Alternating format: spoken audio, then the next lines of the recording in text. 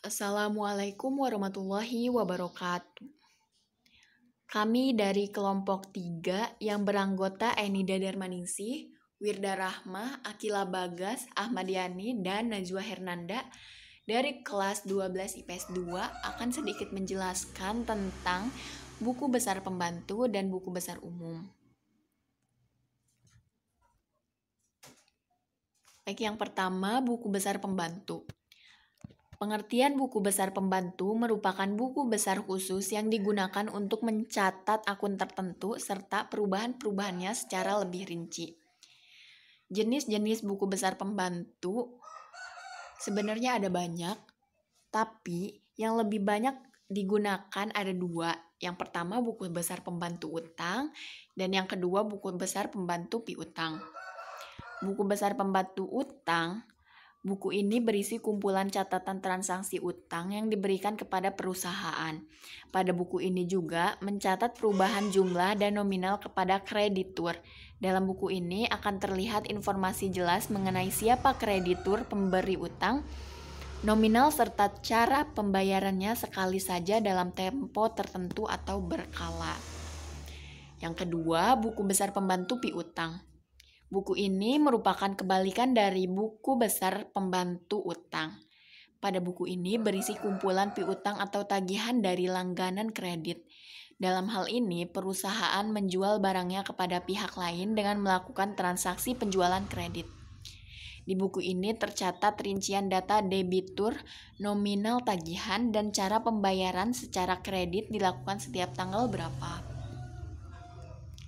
Fungsi buku besar pembantu, yang pertama karena dalam buku ini tercatat dengan rinci, maka buku ini akan memudahkan dalam proses penyusunan laporan keuangan sehingga meminimalisir kesalahan pencatatan pada buku besar umum. Yang kedua, sebagai pembandingan dalam telitian pencatatan buku besar umum, karena dalam buku pembantu berisi detail rincian dari saldo-saldo pada buku besar umum. Ketiga, bisa terjadi pembagian tugas dalam mengerjakan laporan akuntansi keuangan sebuah perusahaan.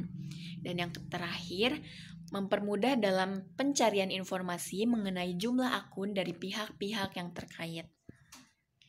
Nah, ini ada contoh soal dari buku besar pembantu.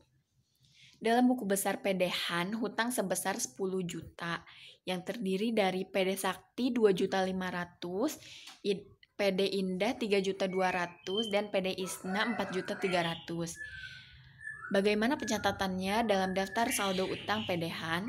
Nah, ini yang di tabel adalah pencatatan daftar saldo utang. Ini ada nomornya. Nama krediturnya yang tadi PD Sakti sama saldonya 2.500.000, PD Indah 3.200.000, PD Isna 4.300.000. Nah, semuanya itu saldonya ditotalin menjadi 10 juta. Selanjutnya yang kedua, buku besar umum. Buku besar umum adalah jenis buku besar yang berisi kumpulan informasi dari jurnal pada suatu periode tertentu. Tiap bulannya, seluruh jurnal dijumlahkan dan diposting ke dalam buku besar. Tujuan disusunnya General Ledger atau buku besar umum adalah untuk mengatur dan merangkum tiap-tiap transaksi yang tercantum di dalam seluruh jurnal. Nah, ini adalah contoh jurnal buku besar umum. Maksudnya, maaf. Di situ ada kas, piutang, persediaan, utang dagang.